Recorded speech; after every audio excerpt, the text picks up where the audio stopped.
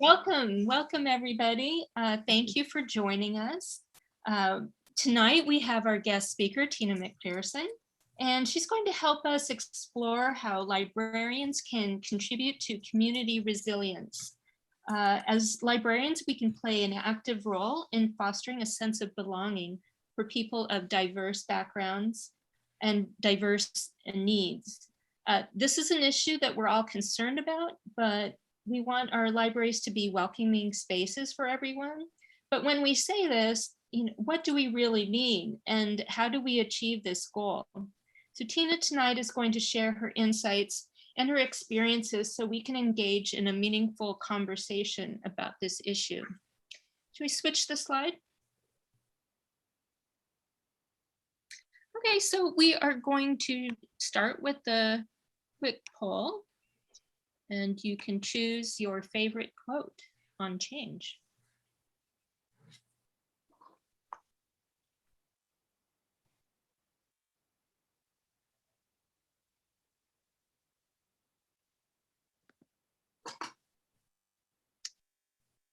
Tina, I think that as co-host, we don't have access to actually the poll itself of answering. Is that true, Natasha? I think. Just the end polling is an option. Yeah. So if you're not viewing it as a co-host, that's why. But we have everyone voting, and we got about 2/3 of us.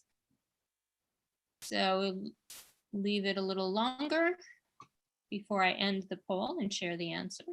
I think they're all great quotes about. They are. I'm reading them. Yeah. Excellent. Yeah, I really like them. So, okay, we're getting very close now. We've got our final voters.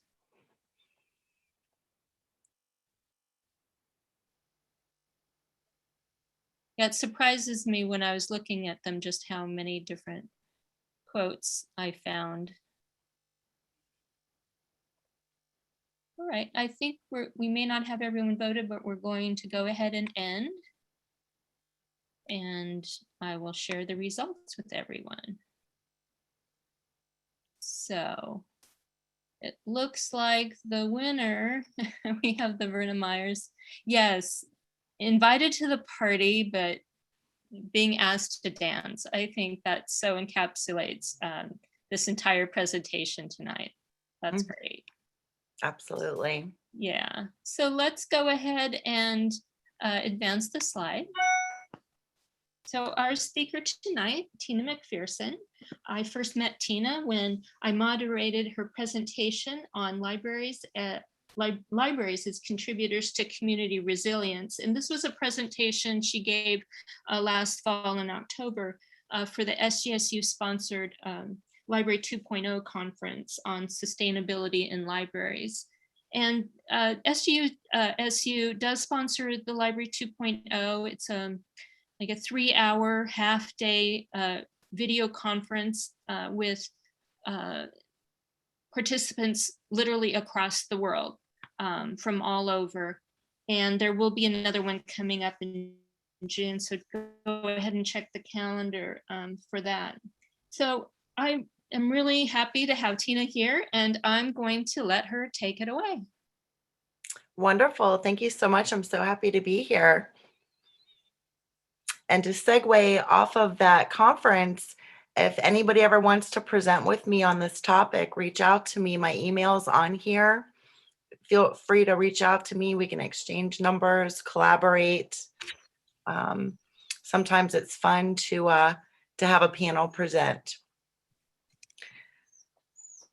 My Twitter's on here too, so feel free to tweet anytime, or if you want to tweet during this presentation, there's many ways to access me. So this is under the umbrella of belonging. So librarians lead change, building community resilience through diversity and inclusion. We're also going to talk about equity. And next slide, please. I want to thank you so much for the SJSU, Kelli, and everybody, the School of Information, for inviting me I'm really excited to talk to library students. I loved library school. I love librarianship. So this is extra special. A little bit about me. I work at the Bryant Stratton College at the Richmond campus, and I'm teach business. And I was a full librarian there, but I've since I agreed to do this presentation, have stepped back a little bit, and I'm a little bit more helping them with programming, but I'm a little bit more now into committees, teaching, and so forth, especially during the pandemic and finding our new norm. We found that that was a good place for my skill set. So I'm in school, just like all of you. I'm working on my doctorate. I have everything done except my dissertation, so trying to get that done. I have 6 years of academic background. I've worked at University of Houston. I was on their diversity committee. When I worked at Alexandria Libraries, I was on their diversity committee. And now at Bryant Stratton, I'm on our diversity, sensitivity, and inclusion committee. And next slide, please. So this is about my current projects right now. What sparked me when I met Kelli to do that presentation, as we had started a diversity committee at my college, and we decided to call it diversity, sensitivity, and inclusion. And you'll notice there's a lot of different acronyms. When I first was on a committee at University of Houston, it was simply diversity committee. Now there's DSI, there's also DEI. So we as librarians, we love our acronyms, right? So there's diversity, equity, and inclusion, but it's all under the same umbrella, and I'm going to show you those connections. Now, timely enough, my manager reached out to me, and I didn't even know this was a thing, but you can get certified on this topic. And right now I have 2 more weeks at the University of Southern Florida Muma College of Business, and I'm getting certified for diversity, equity, inclusion in the workplace. And it's amazing experience. So I changed this presentation up a bit to talk to you about what I am learning. And I went into it quite confident because I've been exploring this topic for so long, feeling that I really had a good grasp on it. And if you go to the next slide, you'll see that I have added at the bottom where there's a checklist, topics we're going to explore tonight. I've added emotional intelligence. I've read about it, I understand it, but I really didn't know the connection to belonging as I do now during this certification. So this presentation tonight will be part presentation, part workshop. For those who want to create a culture of respect, understanding, and empathy. And then at the bottom, it shows the topics that we are going to cover. Now, as librarians, library students, those who have used libraries, worked in libraries, studied librarianship, we've already been that place, that cultural hub where people come for help, where people come for information. I feel that libraries do a pretty good job at that. We have books on all different topics. We don't censor, we're open. But I think where librarianship can do a little better is with colleagues, and we'll get into that. If you go to the next slide. So to anchor, we all know we like our anchors in research. This is a wonderful video about this topic. It's called "To Speak Up for Inclusion, We Need to Speak About Inclusion." And when she's pulling it up, I'm just going to say there's different levels of comfort about this topic. Some people feel comfortable. I'm sorry, it's the other one, the other tab there. Some people feel comfortable talking about this topic. Some people don't. Some people feel like they might say the wrong thing. So this is talking about that how we're how we need to speak about it, even if people don't feel comfortable, and help them along.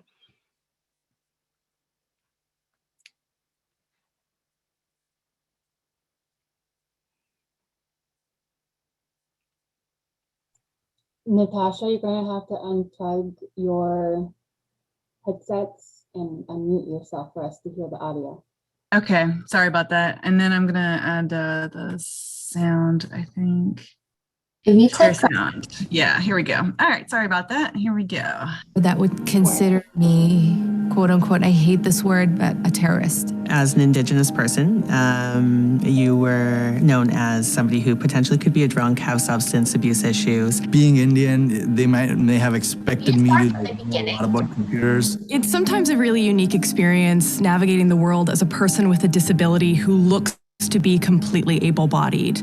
He made a comment about, well, don't worry about this that's going on because you won't be here too much longer. You'll be off having your next baby soon. Most women are, told they need to behave a certain way. People really think that my generation is lazy. Just another blonde waitress. Hey, do you rap? The only Black girl. I didn't belong. I guess kind of growing up, people made these assumptions about what I was supposed to be, but it was really eye-opening for me to realize that I had been making those same assumptions myself. We all like to think that we're inclusive, but sometimes we don't actually step back and think, wait a second, did I hear everybody in the room? I mean, don't judge is the message, but it's also hard not to. I always thought that every gay man was flamboyant and rude. The older generation is set in their ways.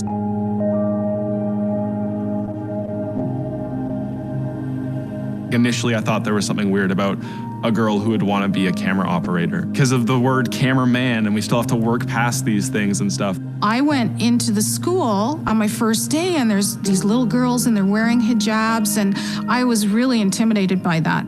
Have your initial judgments, but also be willing to learn. My definition of inclusion is a world and a society in which constructed barriers have been torn down. Inclusion for me is setting up an environment where everybody is comfortable. Open to accept other people's opinions. All individuals, regardless of their diversity, feel welcomed, feel respected. It means that they don't have to try to be what others expect them to be. Change is possible, but it takes the right person to make a change happen. I had a shop floor supervisor who stood up for me and sent out a company-wide email saying that Robin has every legal right to use the women's change rooms. It's funny because you do find allies in some of the strangest places. One thing we can do to support inclusion is to talk about it. You have to demonstrate that you're committed to this. Get to know people around you.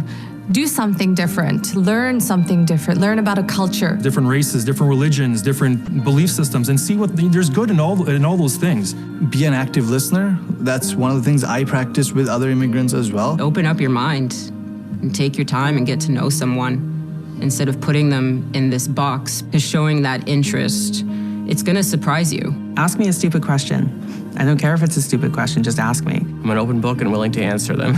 I don't see it as a negative thing. I see it as a teachable moment. Just ask me how to pronounce my name. It's simple. You decide that other people's feelings and experiences matter. We need to have more uncomfortable conversations so that we can drive more inclusion. And oftentimes, it's not easy. We're not there, but certainly we're on the right track. And it's important, otherwise change will never happen.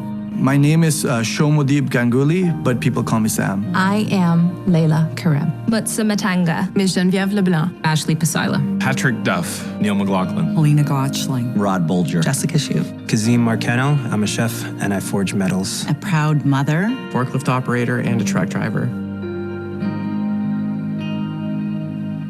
I envision a day when we can just be so accepting of each other, where we can make space for others.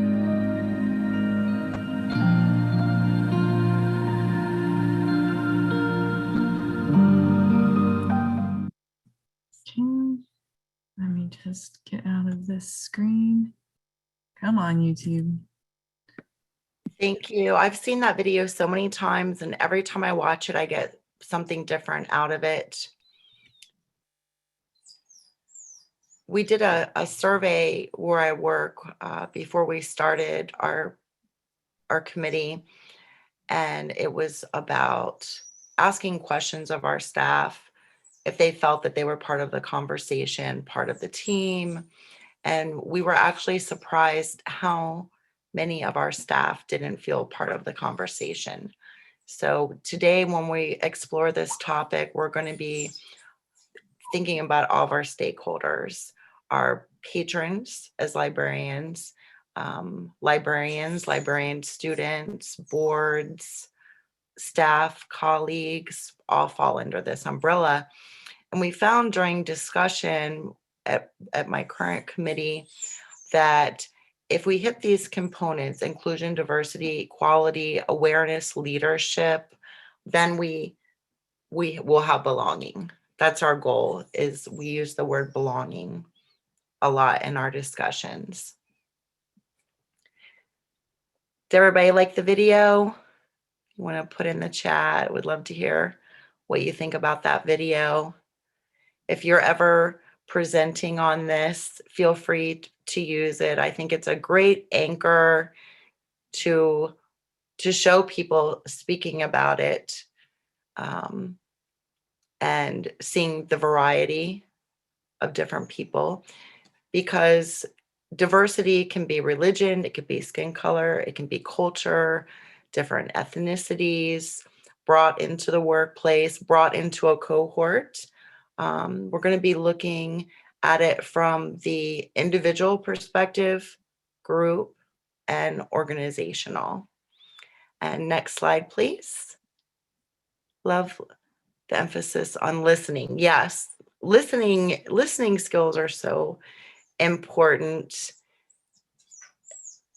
Yes, exactly. Good. I'm glad you liked the video. A lot of people don't feel like they're heard. Have you ever been in a meeting, even in a class, where a lot of people are talking and somebody's quiet, or maybe somebody is trying to get a word in, but maybe isn't able to? So being aware of who's in the room, who's present, who's not getting time to speak, that can be part of your role, to pull them in, say, oh, well, so-and-so, what do you think? So another anchor, a current challenge right now, there's been so much going on this last year with the pandemic and social injustice. So I'm a big person about finding anchors and data and statistics that cross over into topics. I'm a big fan of Pew Research Center. If you haven't looked at their research, they do a lot on libraries too. There's a lot on the aging and lagging behind on technology and so forth, if you're interested in that topic. So according to them, in 2020, this was in July, a majority of Asian American, whoops, I gotta move over my picture here, 58% and 45% of Black Americans said it's more common for people to express racist views towards their group since the coronavirus outbreak. And I think we know since July of last year, there's been a lot of happenings, every time you turn on the news. So this, I think, is a good anchor, and just is showing these high numbers of those that are not being treated well, not feeling that they're part of that belonging. And next slide, please. So a little bit about our roles. So librarian, you're all studying to be librarians, which is fantastic, and you're library students. So a question for you, just briefly, you can throw it in the chat or turn on your speaker. Right now, what do you think your role could be in this topic?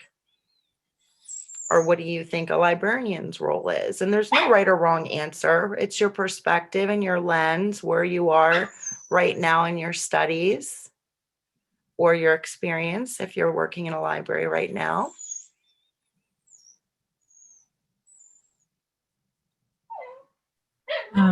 This is Natasha, and I have the interesting experience of being a student at the same time as being in an academic library. And It's great to like, I'm taking the 275 class about racial and ethnic libraries, and like all the articles and research that I've been learning from there has been really applicable to the situations I've come across in my workplace. And I've shared many of the articles, and it's been very, very helpful. So I guess like providing more information to your coworkers and stuff about how to help patrons who are, you know, from diverse groups has been a big benefit for me, and a role for me. Excellent. Thank you for sharing that. Anybody else?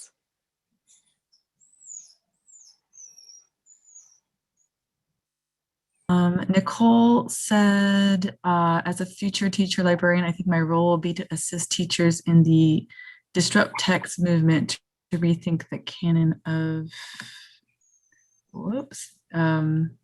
literature, or in the case of librarians, rethink the collection available to students. Excellent. Collection development, be mindful that to look at your community, demographics of your community, to make sure that you're meeting the needs. So when they come into the library, there's representation. Excellent. And one more? We do. We have Petrie. It says, at Liz, our school is also doing that. We've been promoting a different picture book each month with a POC protagonist. And then she, there's a link as well for diverse books, a great resource. That was just posted in the chat. Excellent.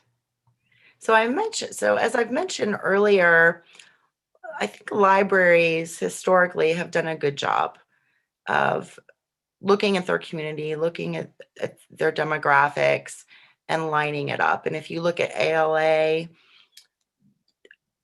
and the charge from ALA, mission and vision and values, and you follow that, then you're going to hit the marks.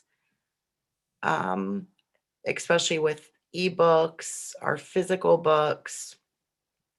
One example that I wanted to share about this topic that I found interesting was when I worked in public libraries. We had it where there were several of us libraries. We would have people sign up for computer training. It could be anything from a mouse, learning how to use a mouse, to Excel spreadsheets. And it was open to everybody, all age groups. And there was one lady that came in and English was her second language. And some of the other librarians had worked with her and said she's really struggling. And at the time, my Spanish was very rusty. You know, if you don't use it, you lose it. So it was very rusty, but I knew enough. And she had signed up for email. This is just an example of somebody that came in.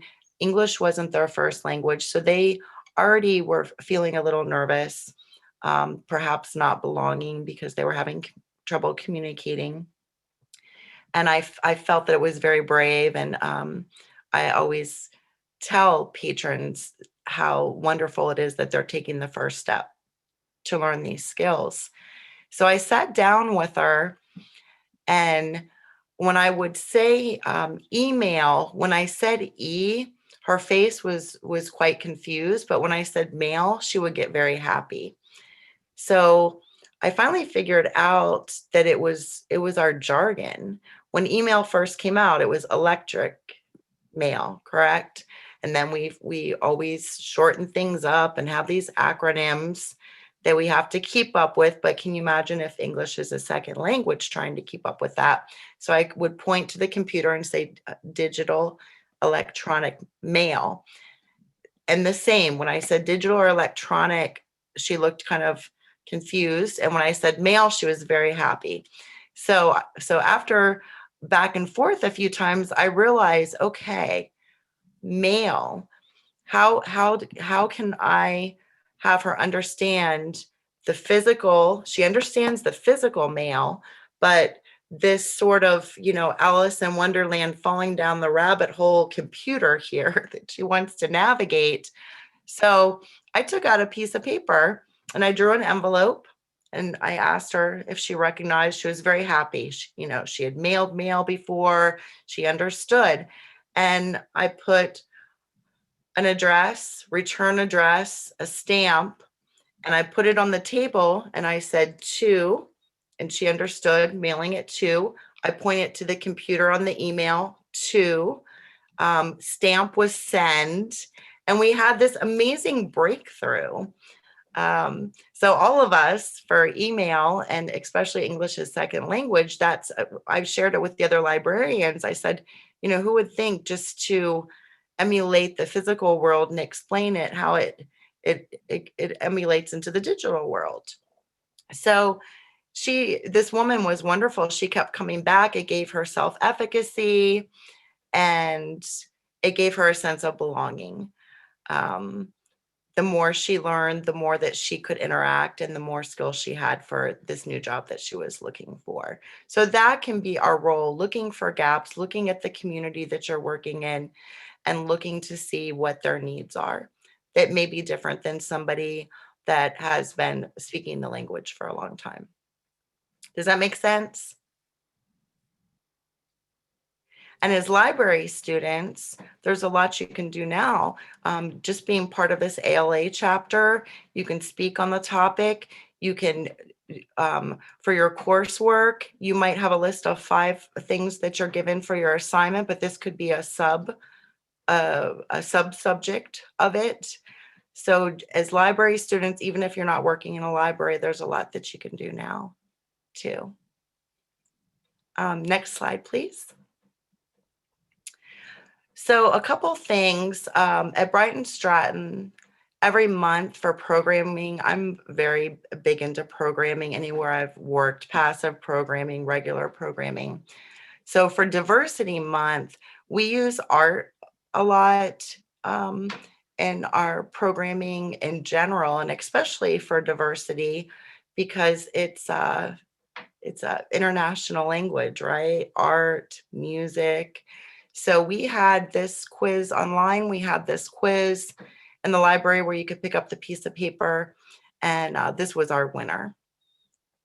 So this is an example. We put this online. This is an example of something that you can do at your library, or this is something that you can add an addendum in your assignments when you're in library school, because as we know, especially during the pandemic, that having these virtual skills and be able to reach people virtually and make them feel comfortable. So there's one challenge, face-to-face, right? Making people feel comfortable, being helpful, being respectful, creating environmental belonging, not just with your patrons, students, but with your colleagues, staff, and so forth. But how do you do it in the digital world? So somebody could pick this up and see that Japan was represented, New York, Mexico City, iconography, that's originated in Greece, but it speaks to art history in the world in general. What is this symbolism? What does it say about the culture? So we have a great response when it comes to art. And we don't offer an art program at my school, but we put art in this example. Next slide, please. Women's Equality Day, we highlighted BSc notable women. And if we had done something for men, this would look very different. As you see, there is a lot of black and white in here. I'm not sure that there's any Asian representation, other cultures, ethnicities, but if we had done the men, it appears at our school that there's more representation there. But this still shows that we do have some diversity, and it's something that all entities, if you look at it, especially here when you have it up on the screen, you can see where there could be a need or a gap to fill to bring on talents from other backgrounds. Next slide, please. Someone had mentioned collection development earlier. At our school, we have a lot of poetry from all walks of life, backgrounds, age groups, so forth. I put these books up, especially because I speak a lot about colleagues and staff.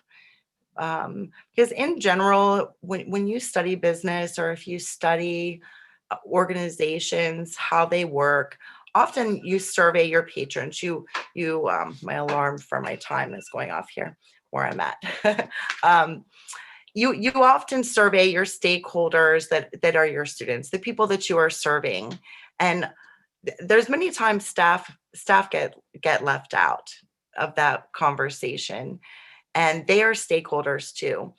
So as far as this topic, diversity, inclusion, cognitive bias, we put a lot of these books in our collections that the students can check out, but also for our staff to understand some of the terminology and the roles.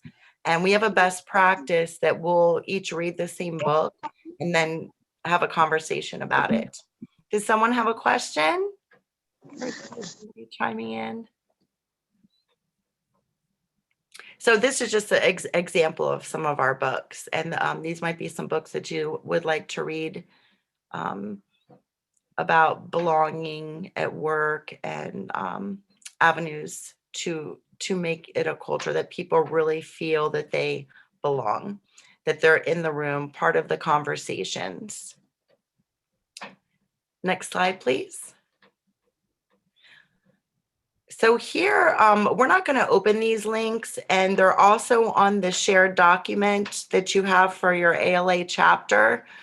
But if you want to read about this topic, what schools are doing, our school calls it cultural competence, and we have links and resources in our LibGuides on the topic. If you go to the next slide, Gettysburg College, they call theirs Diversity and Inclusion Resource Guide. They have their mission statement, why there's even this page, why are we having this discussion, why do we have these resources there for the community and stakeholders of where you work. Next slide, please. This is University of Southern Florida, and they have a great one too. And little did I know when I did this presentation and did this quick information search a year ago that they were going to offer certification that I'm going through right now on the topic. So these are great resources, and you can search other schools too. Your school might have one. One thing I've noticed is there's really no continuity in what it's called, and I think that's okay too. Things change over time. When I worked at University of Houston, we were diversity committee. Then it went to DI, diversity inclusion. Now we have DEI, diversity, equity, inclusion. And, by next month, there might be another letter added to that. So keeping up with your professional development is great because you can keep up with the information and the trends and what changes over time. Next slide. So now we're going to watch a brief video to anchor our developing emotional intelligence. And when they're getting the video ready, like I said, when I started this certification years ago or weeks ago, I felt that I was pretty on top of it because for quite a few years, I've been on these committees and I've been looking at this topic and always, try to include people in meetings and facilitating and so forth. But emotional intelligence is a component, and you'll see why here. So briefly, before we move forward and explore this anymore, if any of you would like to chime in, have any of you explored emotional intelligence or read about it, heard about it, had any exposure to it, thought about it?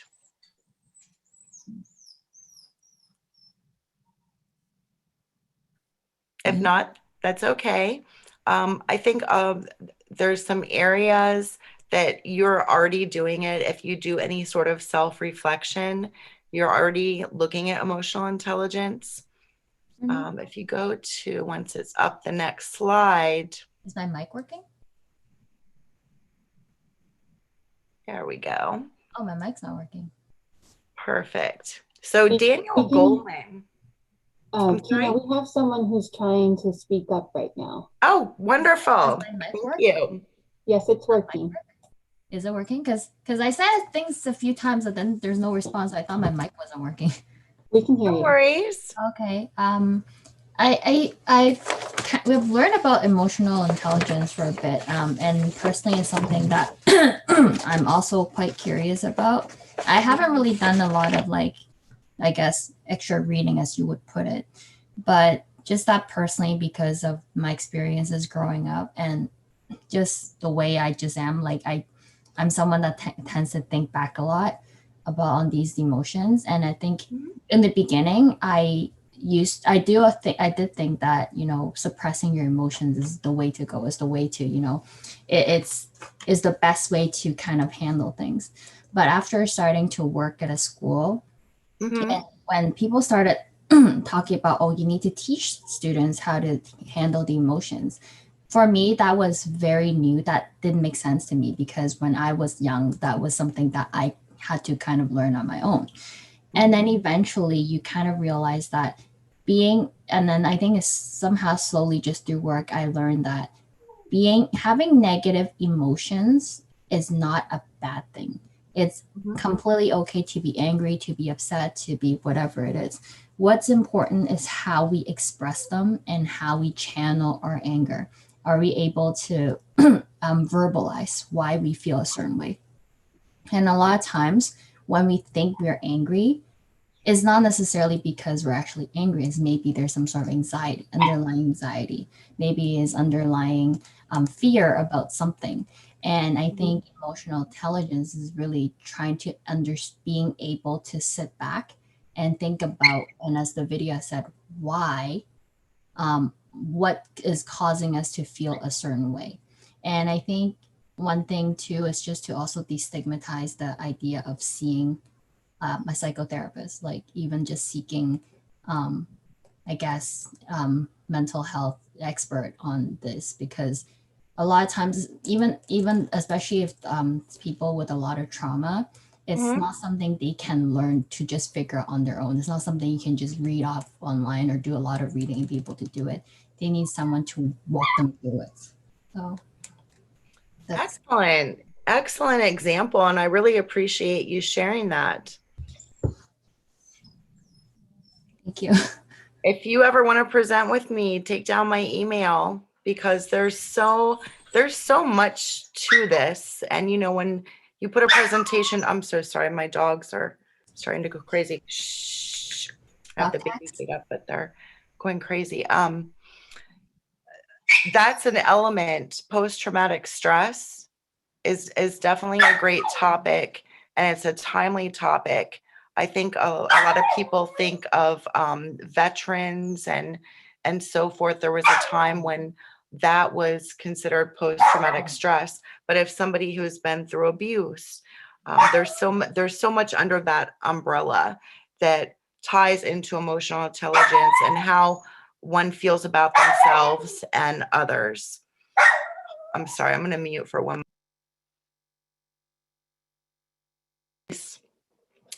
And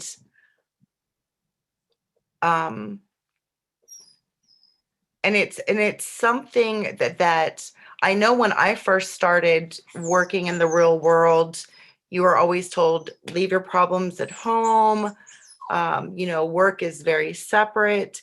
Now there's the concept of your personal education, career life, and there's a lot more gratification in work and in life when that merges together, that when you merge your interests together. So I really appreciate you bringing that up. On this model, Daniel Goleman, he started talking about this over 25 years ago. And actually, if you look at the source, this chart source, this is a source that was given to me for my certification. PositivePsychology.com. If you get on their site, there's videos, there's actually little quizzes you can take to sort of self-check where you are on these areas. And his 5 domains or know your emotions, manage your emotions, motivate yourself. And that goes into your personal competence. And then the last two is more social. So recognize and understand other people, manage relationships, other emotions. So that's more social. So at the beginning, I said, if there's three things you remember, it starts with the individual, then you look at the group, then you look at your organization. So if you start with yourself, and like you said, reach out for perhaps counseling. It can help your self-awareness, your self-confidence. So if you look at the first top left square there, it talks about self-awareness. So that's the self, the individual. So self-confidence, being aware of your emotional state, recognizing how you impact others, and pay attention to how others influence your emotional state. So in my certification training, they talk about triggers, and everybody has triggers.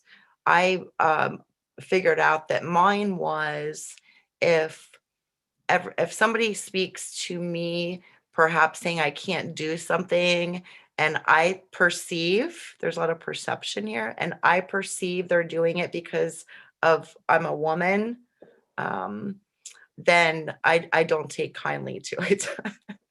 So I know that's one of my triggers.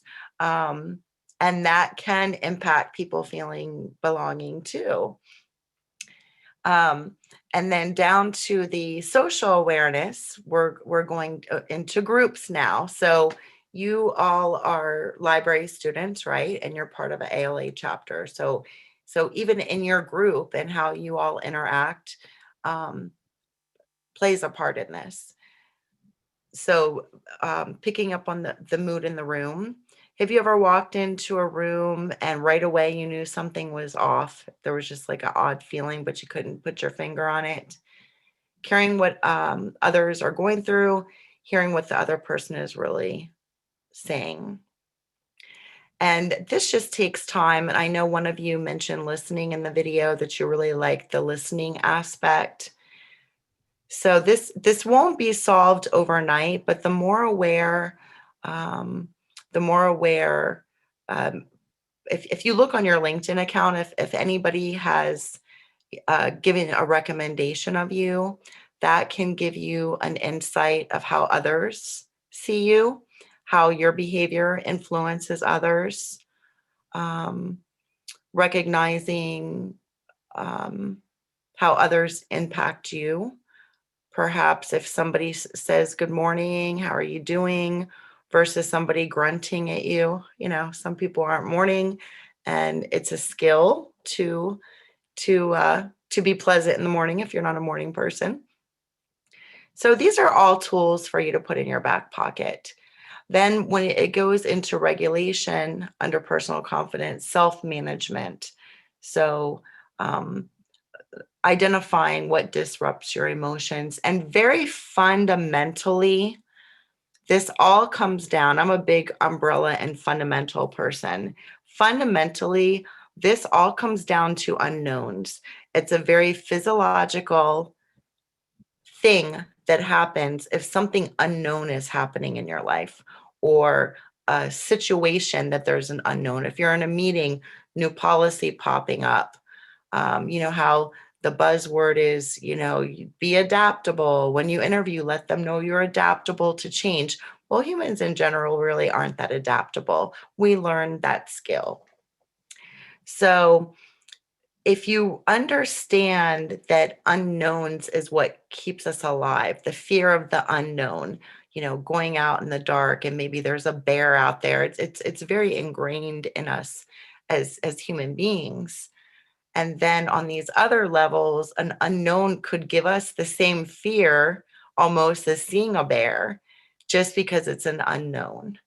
So the more we have awareness of this, the more we can self-manage.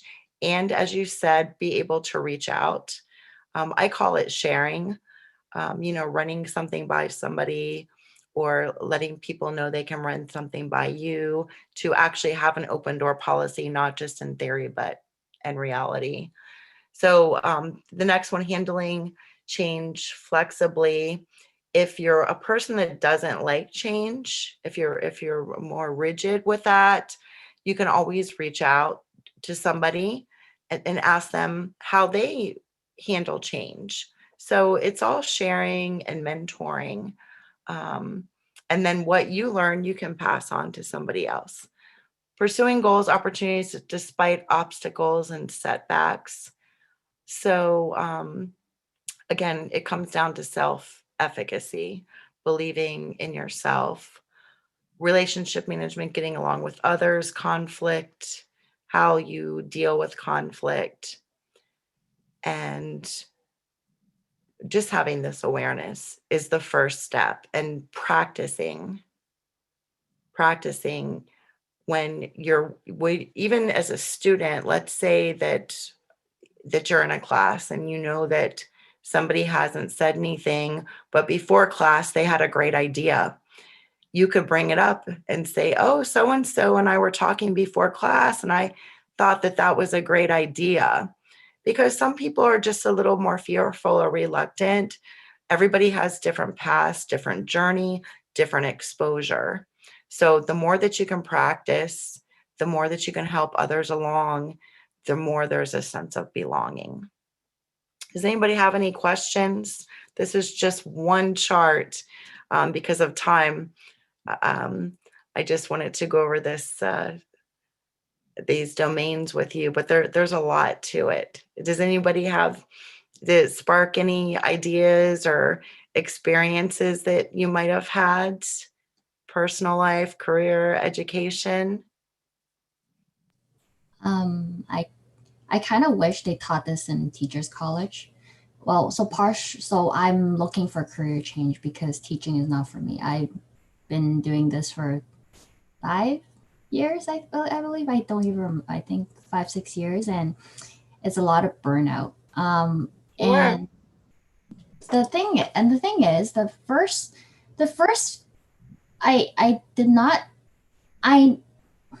like I said before, because I've always thought that I had a good grasp on my own emotions because I'm able to suppress my feelings.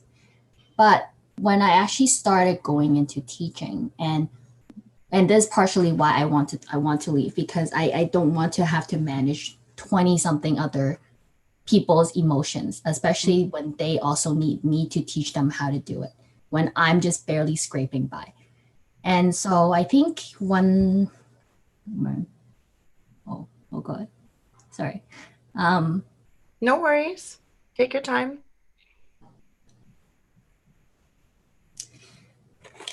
I just kind of wish maybe in I think in teachers college, what they really need to also teach, aside from psychology and asking us to learn about the stages of children's development, they should also probably tell us ahead of time to search within ourselves and how, if we have any emotional triggers or if there's any unresolved trauma, because chances are, especially nowadays, and especially because the school I work at is it's a high needs school. And so a lot of students are very disadvantaged. So either single families or maybe living in poverty or maybe just a lot of like behavioral struggles. And when they are losing control, while on the exterior, I'm able to maintain control, inside me, I'm just breaking down and trying not to lose it on the outside as well. And it's very difficult. And honestly, if you're not able to learn how to figure out how to manage your own emotions before you go out there, it's very, very difficult, especially I think in teaching, because it's not like if it's in a company, you're with colleagues, you can at least kind of hide. But then when you're when you're working with younger people, like people who are looking up to you to teach them how to do certain things, that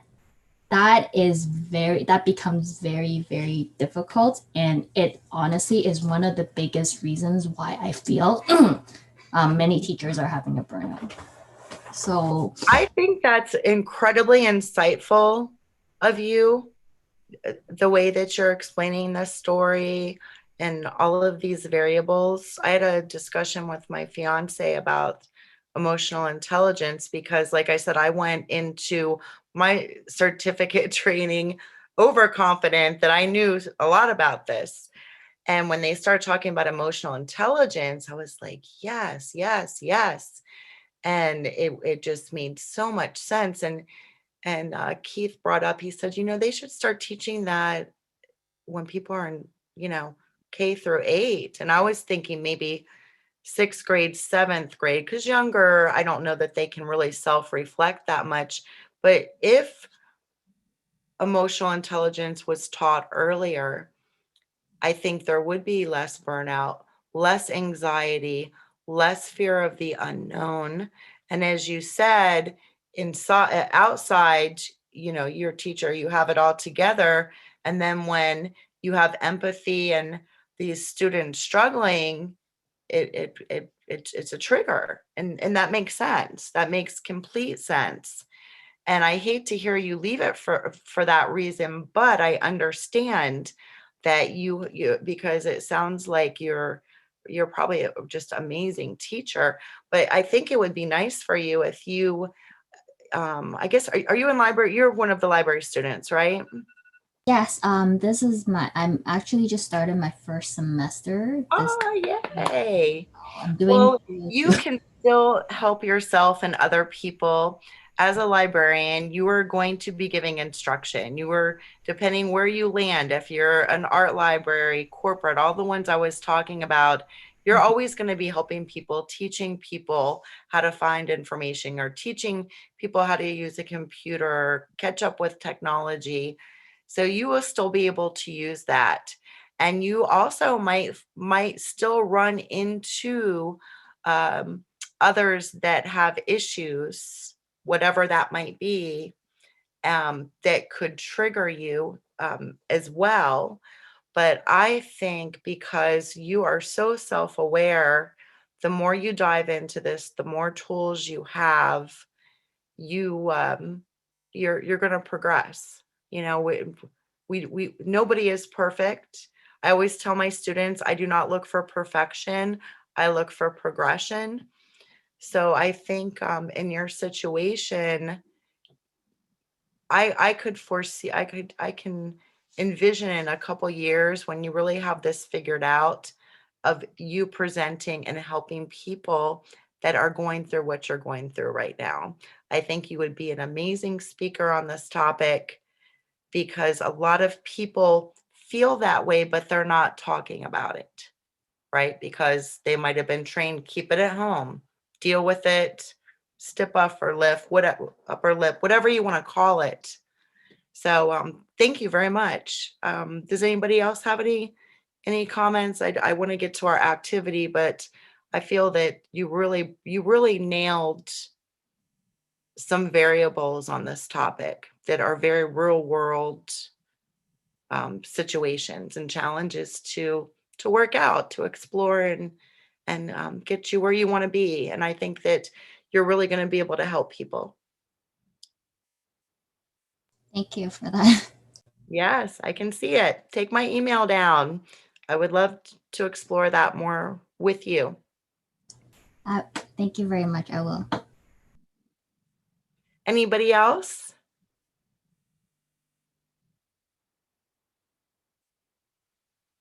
Okay.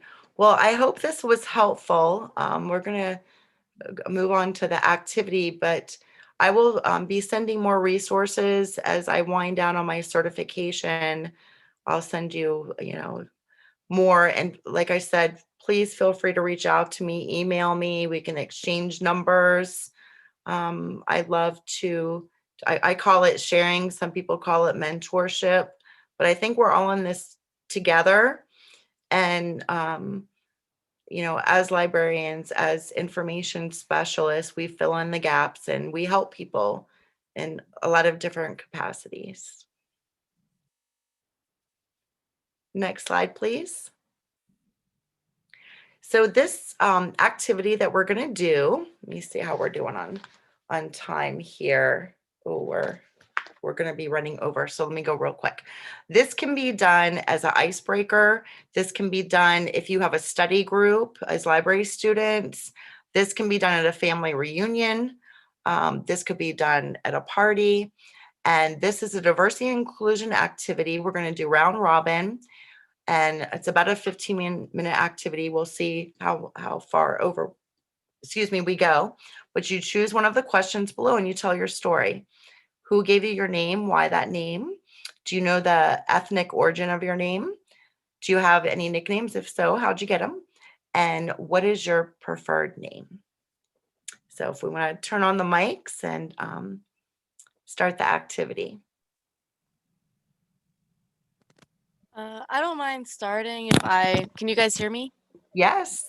Okay, so my story is very basic. I'm just going to choose the first question. Obviously, my mom gave me my name.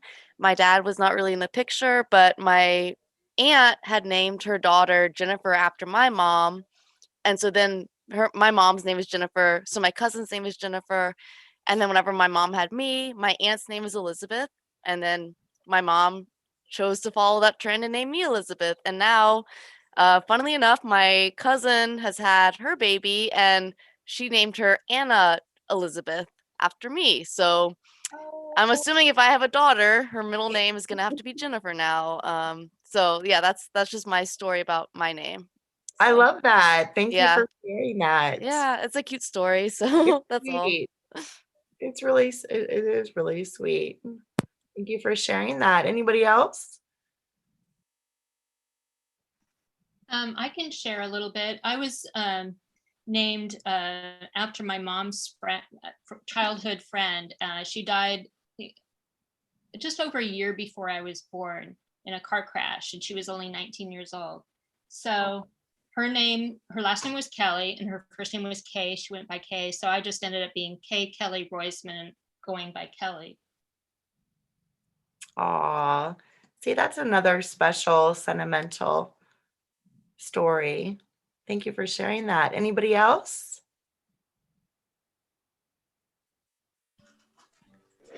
I'll go. My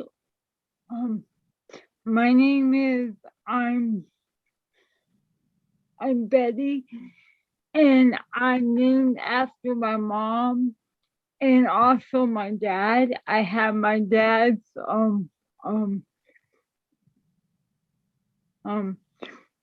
middle name. So I'm Betty Lynn. So I'm Betty Lynn Farr. So I have my mom's first name and my dad's middle name. And my name now is even more sacred because my mom recently passed away. So now I've made sure that the school has my first and middle name on file, because in honor of my mom, I want to make sure that my full name is on my degree next month. So. That's beautiful. Thank you for sharing that. When did your mother pass away? She passed away March 2020, last year. It's recently. Yeah, I was her sole caregiver. So that's beautiful. Thank you so much for sharing that. I lost my dad when I was in library school.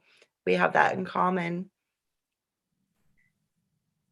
I'm just speaking for the chat. Rosa said that my name is Rosa, my mother was Rosa, and her mother was Rosa. And when I had a daughter, I named her Beatrice. So I figured that might want to share that.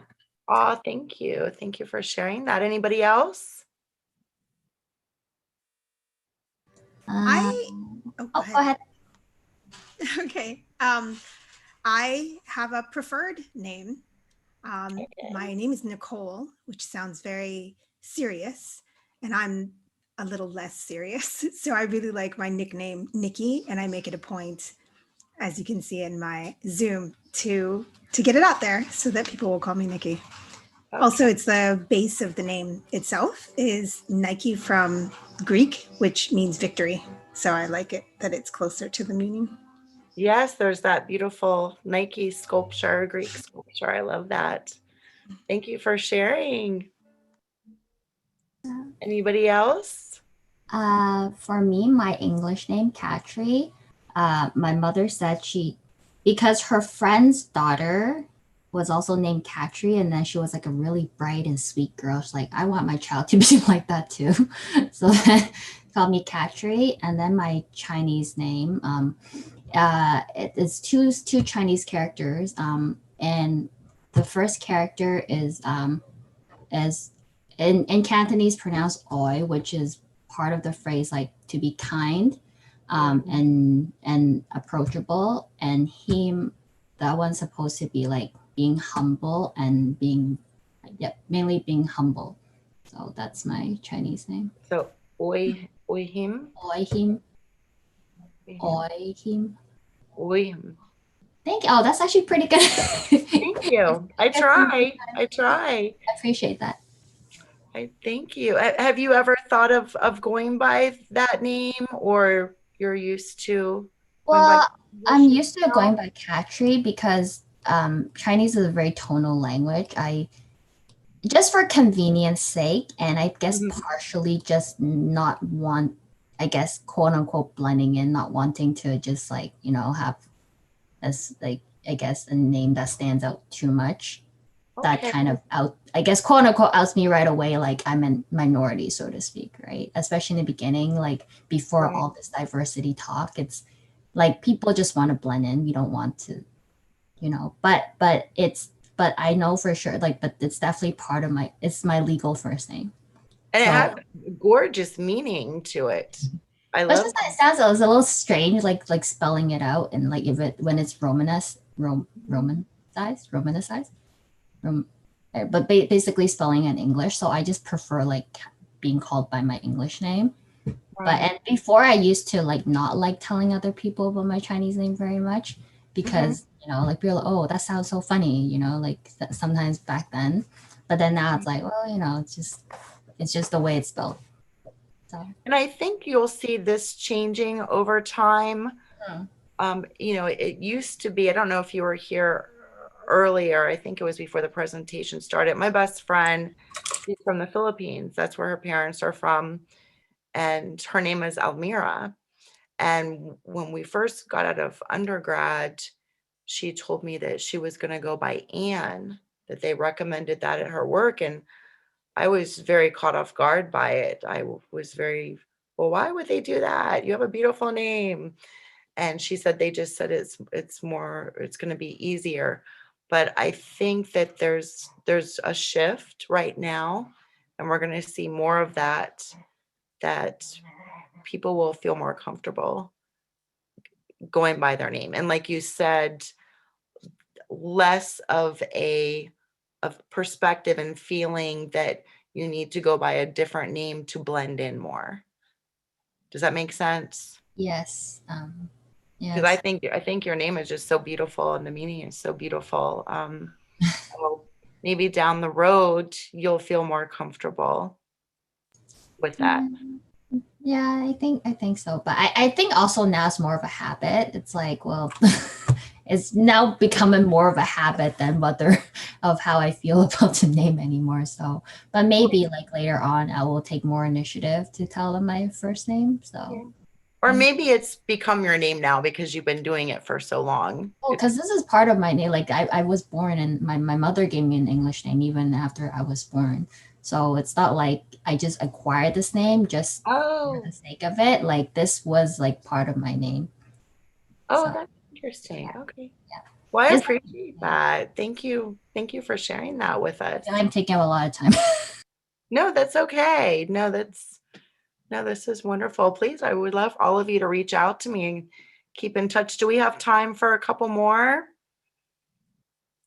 I don't want to keep everybody real late, but I think, yeah, we have time. And there was somebody in the comments. Let me see if I can pull that on up again. We have Suzanne Jacobs who says, my Francophile mother named me after her French professors and pronounces Suzanne Catherine, I think, à la française in the French. And then Liz Mallon said, I have a friend whose name is Shannon, but he tells everyone his name is Calvin so they don't struggle. It took him a while to let me call him Shannon, and I'm sorry if I'm messing it up. I practiced his name a lot so I would get it right. And she continues saying, I think it shows you care a lot to call people by their given name if they want. And I also was not scared to say, I think I'm doing this wrong. Tell me again how to say it correctly, please. Thank you. Exactly. I think that attempting to try these names and getting corrected helps us learn how to say the names. If it's something we're not familiar with, or maybe the French language, you know, will have letters at the end, but it kind of like je ne sais quoi, you know, it's like these vowels that extend, and we're not going to learn if we don't ask. So two things. Earlier we talked a lot about listening, right? And now we're talking about asking questions to learn about others, to bring that connectivity and belonging. Anybody else? I could go next. I'm the other Rosa in the room. Hi, So Rose. my name is Rosa Isela, and people tend to call me Rose because when they pronounce my name, they say Rosa, but I prefer my name Rosa, the softer S instead of the Z. Okay, Rosa. My name is Rosa too. I'm the other Rosa. Okay. Are you S too? Or are you well, we have a background of we kind of don't speak Spanish very well, so I get Rosa, and sometimes that's my nickname is Russ. We say it Rosa, and Rose. Usually, my mom says it like that when she's disappointed or I did something silly, like, oh no, not again, Rose. But yeah. Okay. But go Team Rosa. Yes. Thank you both for sharing that. So sometimes it's just asking somebody, what do you go by? It could be if you're have a new student in your class. It could be if you're instructing somebody. Somebody could sign up for something and you see their name and you could say, what would you like to go by? Anybody else? I just want to mention one thing that about having the options of these questions rather than having like just one or answer all of them really helps in getting the conversation going for like around, you know, if you were to do this as an icebreaker, like you said, because like, you know, some like who gave you your name, that can be a really personal question, you know, but being able to choose from a list like this really helps. So I guess I could do myself, like my name's Natasha, and I am not Russian. My mom read War and Peace while she was pregnant with me, and that's where that comes from.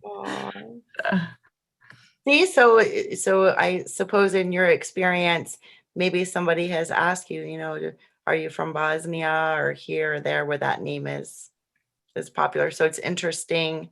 Some of the assumptions someone might have based on your name when really it was from literature. Right. Yeah, I get that question all the time, and people get really excited, and I'm like, I'm sorry. I am not who you think I am. Well, thank you for sharing that. Anybody else?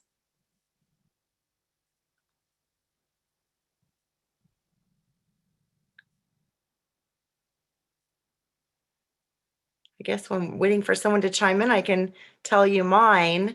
My name is Tina Marie McPherson, And originally, my dad wanted to name me Tina Louise after the actress on Gilligan's Island. And back to a couple people were talking about family names sort of being passed around. The middle name Marie has passed down through my family for generations. And my mom said, instead of Tina Louise, I would like to carry on the Marie in the family. So that's how I became Tina Marie.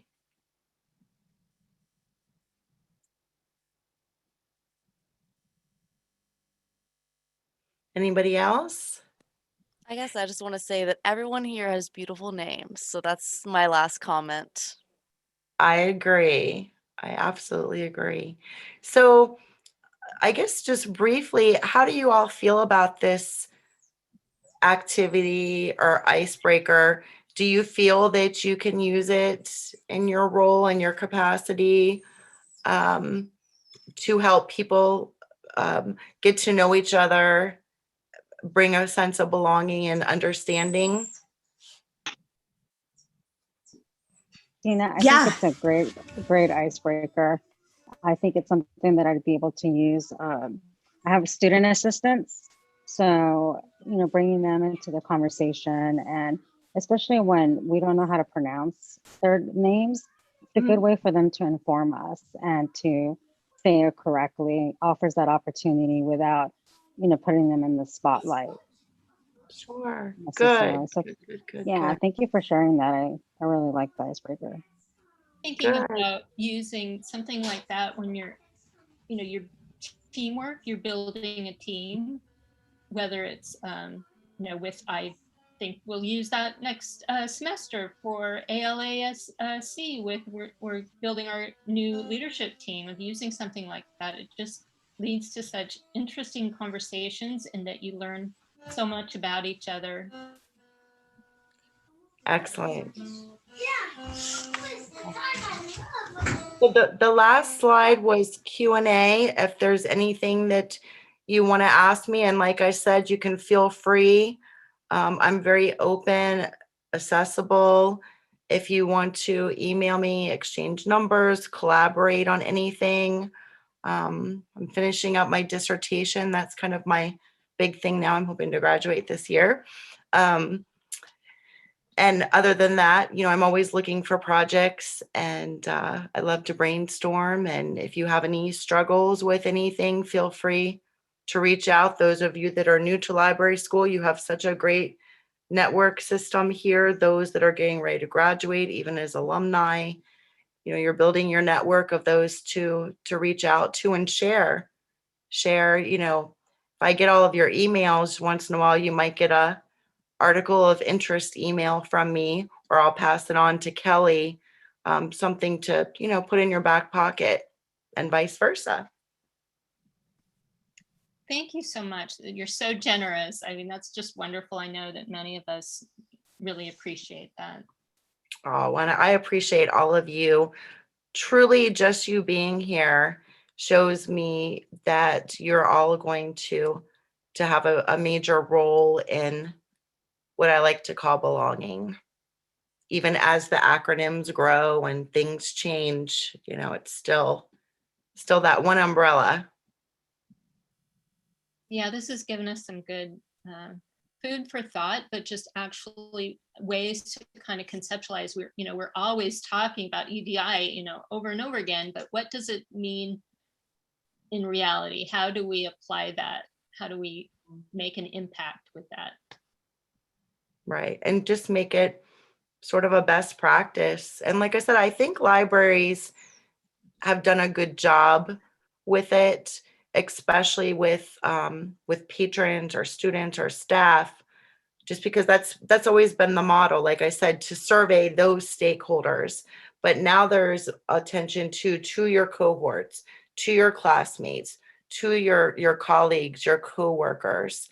And when I worked for Marriott, part of their mission statement was, if you take good care of the customers, they will take good care of the guests. So back then, in their mission, vision, and values, they were already looking at that.